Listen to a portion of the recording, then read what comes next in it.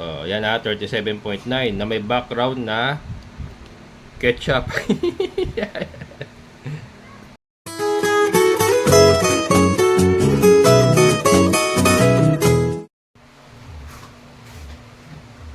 Hello mga kabokals, tinanghali ako ng gising, pasensya na, nagre-reflect na yung liwanag sa labas. Tinanghali ako ng gising kasi madaling araw na ako natulog.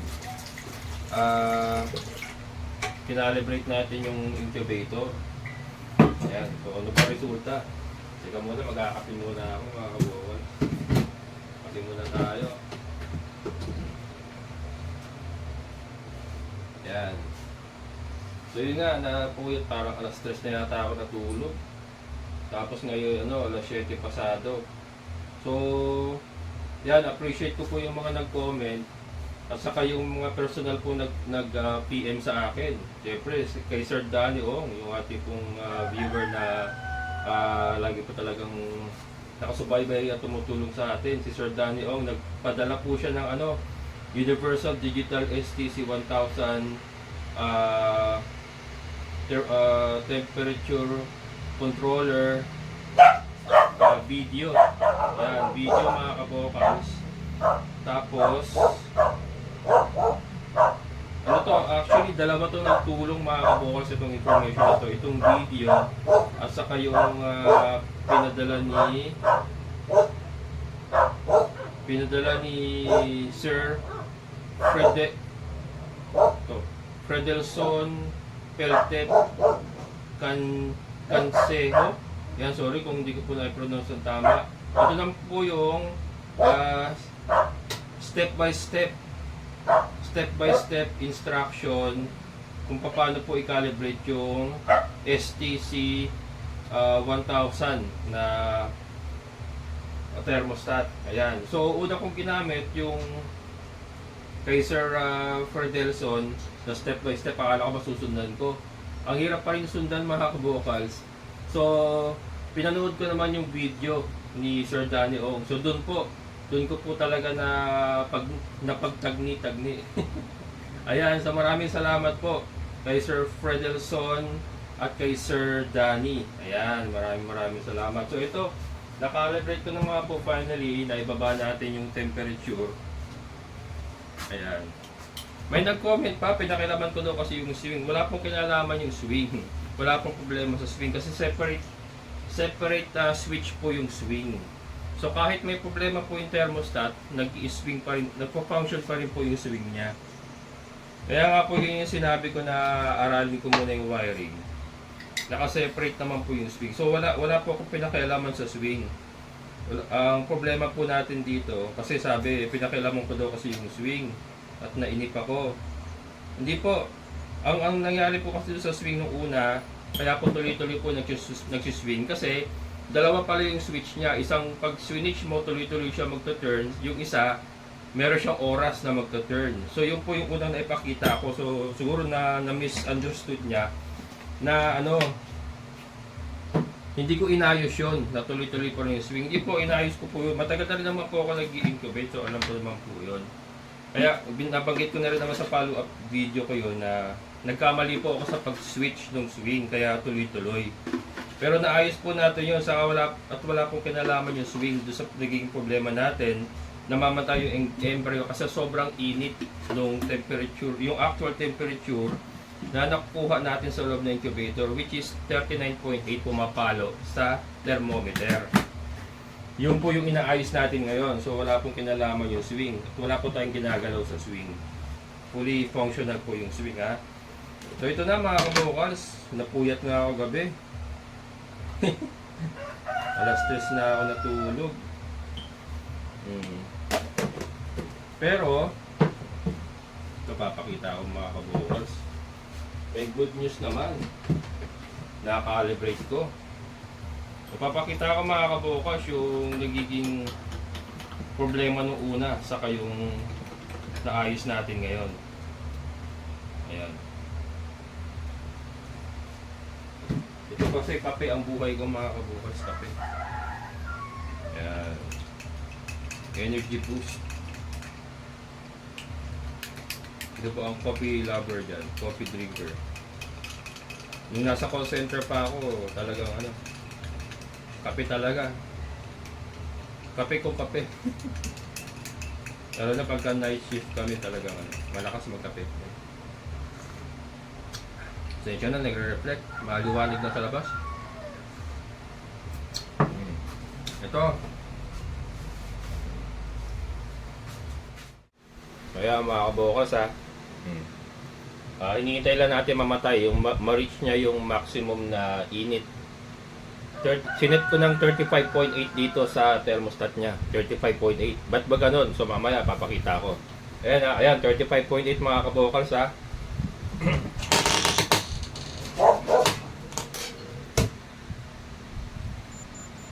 Kita niyo ba?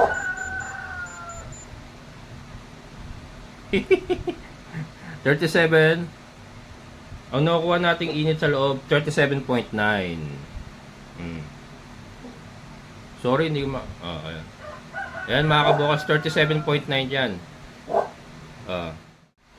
Ayan. Kita niyo ba? Baka sabihin ng iba kasi nagluloko lang ako. Ayan ha. Baka sabihin ng iba, nasabi ko lang 37.9. Ayan ha mga kabukas ha.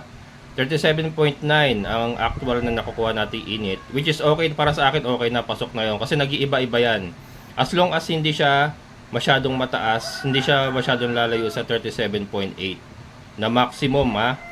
37.4, 37.8 kasi ang ideal na init ng incubator. Yan, base po sa aking mga nababasang artikulo. Ayan. Yan ha, 37.9 na may background na ketchup. So, ayan mga kabukals ha. Hintay lang natin siya magbukas. Bubukas siya 35.4. 35.4. Bakit ba magkaiba yung reading sa thermostat sa thermometer? Hindi ko po alam. Pero yun po ang lagi nangyayari. Yan. Hindi talaga siya parehas. So, ayan 35.5 na. 35.5. Pipitik na yan maya-maya. Ayan na. Pipitik na yan. Ay.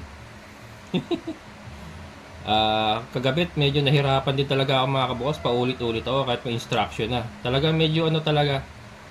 Ayan 35.4 mga kabukals. So, 35.4. Ayan.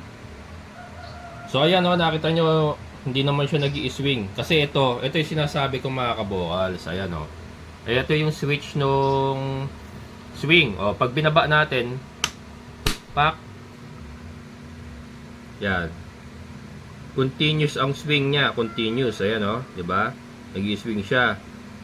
Tapos pag kinaas natin to, yan. Naka-stop siya. Ayan naka-stop siya. Pero mag-i-swing yan. Mag-i-swing yan ng not sure kung every hour, pero yan po talaga ang dapat na switch niya pagka nag-incubate na. Naka-steady lang siya pero nag-i-swing yan. So yun po, wala po tayong ginalaw dyan. Ito po yung switch nung sa swing, ito po yung switch ng sa thermostat. Magkaiba po, wala po tayong ginagalaw sa swing ha. So yan na. 35.6 na, mamamatay po yan ng 35.8. Yan, so medyo nahirapan pa rin ako, pero yan, malaking tulong talaga yung mga information na ibinigay nyo. Especially po yung mga nag-PM po talaga sa akin, si Sir Danny Ong. Saka si Sir, sorry nakalimutan ko. Tingnan natin yung messenger. Si Sir Fredelson, yan. Si Sir Danny kasi matagal ko nang kilala yan. Talagang nagpupunta pa nga dito sa akin yan. Si Sir Fredelson ngayon lang po siya nag-PM sa akin. So kaya hindi ko po kabisado ang pangalan niya. Yan. Pero yan, maraming salamat. And syempre sa mga nag-comment po, maraming salamat din po. So yan, 35.7, 35.8 mamatayan. Yan ha. Wag po kayong kukurap. Ay. Hindi, papatawa lang po. Sensya na. Ayan. 35.7. Yan, ready na yan Ipinapakita ko lang sa inyo, mamaya magsasalang na tayo. Yung mga ibang, may mga konti tayong itlog dyan na nakolekta. 35.7 pa rin. Ayan, malapit na. Malapit na. Yun. Ayan o, 35.8 mga kabokals. Ay. Ayan, 35.8. So yun nga po yung pinakita ko. Yung 35.8 na yan, ang katumbas po sa ating thermometer ay 37.8, 37.9. Pag na-reach niya po yung 35.8 na yan. Yan po yung maximum, namamatay siya. Tapos bababa ulit yan, makikita nyo, magbabawas yan. Pakita ko lang maging 7 ito. So, magbabawas yan hanggang sa makarating siya ng 35.4. Doon siya bubukas ulit. So, yun po, paulit-ulit lang po yun. Paulit-ulit lang. And then yung swing, sabi ko nga, independent po yung swing. May sarili po siyang system. Independent po siya. Ayan. So, ayan o, 35.7 na. Bababa yan hanggang sa maging 35.4. So, yun, na-solve na natin mga kabokals yung problema natin sa temperature. Ngayon, magsasalang na tayo. Ayan. Tignan muna natin kung may itlog na tayo doon na makukuha. Hindi ko lang pwede ipakita yung nasa loob kasi nai-hit ako ni YT. Nire-restrict ako eh. So, ayan. Yun. Ayan ha mga kabokal, sama itlog sa loob. Ilalabas natin mamaya. Punta muna tayo doon sa mga breeders natin. Tignan natin kung may itlog ba tayong makakuha. Ayan. Good morning, bebe ko. Good morning, bebe ko. Wala na naman siya. Labasan na naman yung dalawang kukulit. Si Hope. Ayan. Mamaya papawalan niya si Hope. Hindi papawalan. Papalabasin pero nakatali pa rin siya.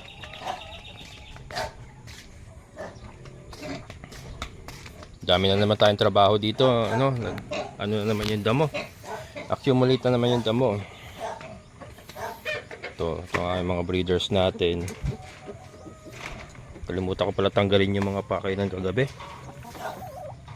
Wala.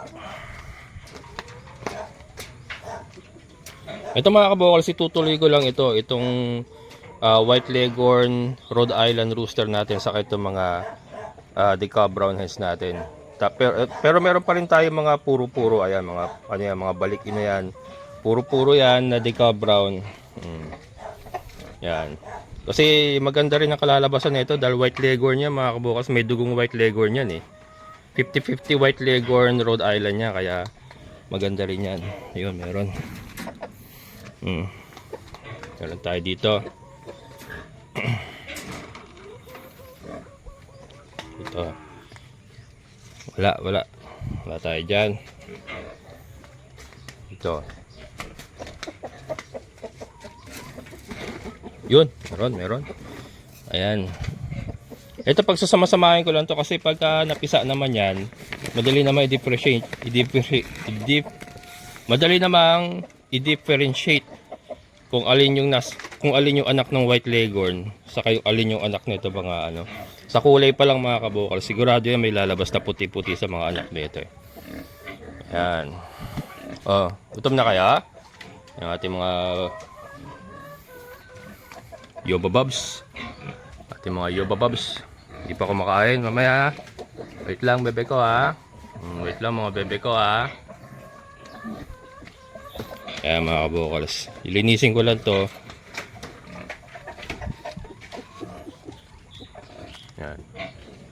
Pag nag-handle kayo ng itlog na fertile sa tray, yung matulis dapat yun ang nakatusok. Yung matulis. Tapos yung medyo malapad, yun ang nasa ibabaw. Ayan. Sa fertile eggs po Dati may mali din ako dun na yung patusok ang nailalagay ko sa ibabaw. Yung naka-standby yung ating mga breeders. Ito nga po pala yung ating mga layers. Yan, doon sa mga bago sa channel ko, pasilip ko na rin. Sa mga bago sa channel ko. Ayan. Ito yung ating mga layers. Ayan. Abangan nyo mga kabukas, mayroong mga pagbabago tayo gagawin dito sa ating layer coop. Abangan nyo. Yan. Mga pechay natin lalago na. Oh, lalago na yung mga bagong tanim natin pechay. Mag-grass cutter na ako. Mag-grass cutter na tayo pag ano. Bagong palit ang ano nito mga kabokal. So ayun oh, yung grass cutter natin oh.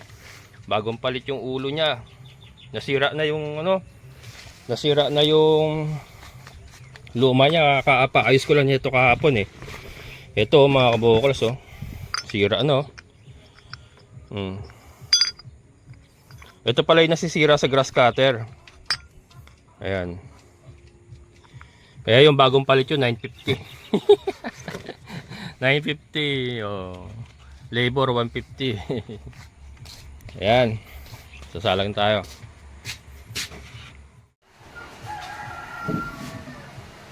Ayan, so ito na nga yung ano. Kaya mga kabokals, hindi ko na ginagamitan ng alcohol. And pagka hindi naman talaga masyadong madumi, hindi ko na siya binabasa. Ayun. Kaya katulad yan, malinis naman yung nakuha natin ngayon. May dumikit lang mga ipa-ipa pero yan, pinunasan na natin ang tuyong basahan. Yan, ito. Kaya naman. Minsan pala nakakasama pa yung alcohol mga kabokals. Although konting-konti lang naman alcohol kasi gapatak lang naman yung sa tubig. Kaya lang mas maganda pala yung natural lang siya na ganito na ano, hindi mo na binabasa. Kung hindi naman sobrang dumi, wag mo nang basain. So ito yung mga nasa banga mga kabokals. Ayan. So diretso ko na doon, hindi ko na lang po masyadong mapapakita kasi nahihit ako yun. For some reason, hindi ko alam. Hawakan ko yung manok, nahihit ako. I-close up ko yung itlog sa incubator, nahihit ako. Minsan timorit talaga ako sa kalulugar eh. Ayan. Ayaw bumukas. So, salang na natin mga kabukals. Ito may tubig na to ha. May tubig na sa ilalim yan. Nilagyan ko na kagabi.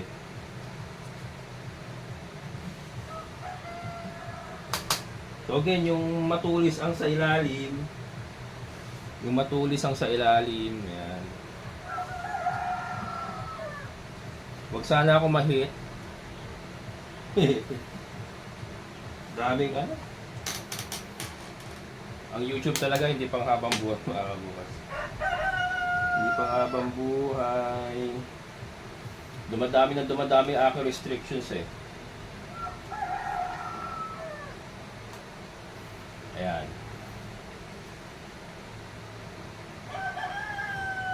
So ito makikita natin kung pero ito maayos na to kasi base experience ko, yung ganyang temperature dito sa aking mga ginagawang DIY incubator. Eh ano na, okay na yan. Yan, again, maraming salamat po dun sa mga nag-message, nag-comment, nagbigay ng mga information. Maraming salamat. Ganyan dapat. Imbis naman bash. Tulungan mo na lang yung tao kaysa babash mo pa, di ba?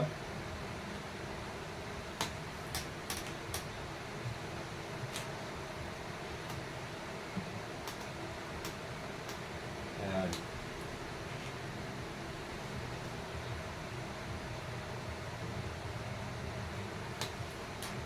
Meron pa ba? Wala na. Ayan. So, empty na yung ating banga. Empty na. Ayan, ayun na sila. Andiyan na sila mga kabokals ha. Hindi pa rin kita. Yeah, ayoko nga kasi i-close up at may hit na naman tayo. Pero ayan, andiyan na sila sa loob mga kabokals. Pagdating ng 10 days, ano na natin yan, i-candling na natin. And then, titignan natin kung okay sa alright na ba yung ating incubator. Para makita natin ang resulta talaga. Pero yan, okay na yan. Tingin ko okay na yan. So yan, magsiswing na lang yan mamaya. So, ngayon naka-steady siya. Pero yan, mamaya mag-i-swing yan. So yan mga kabukals, so maraming salamat. Yan po ang aking may babahagi sa inyo for today. Sa lahat ng mga solid kabukals at mga silent viewers, maraming salamat. Siyempre sa ating kaibigan po ni Sir Boy at Sir, thank you so much. Ayan, so maraming salamat. Hanggang dito na lang. Amazing na buhay. Bye-bye.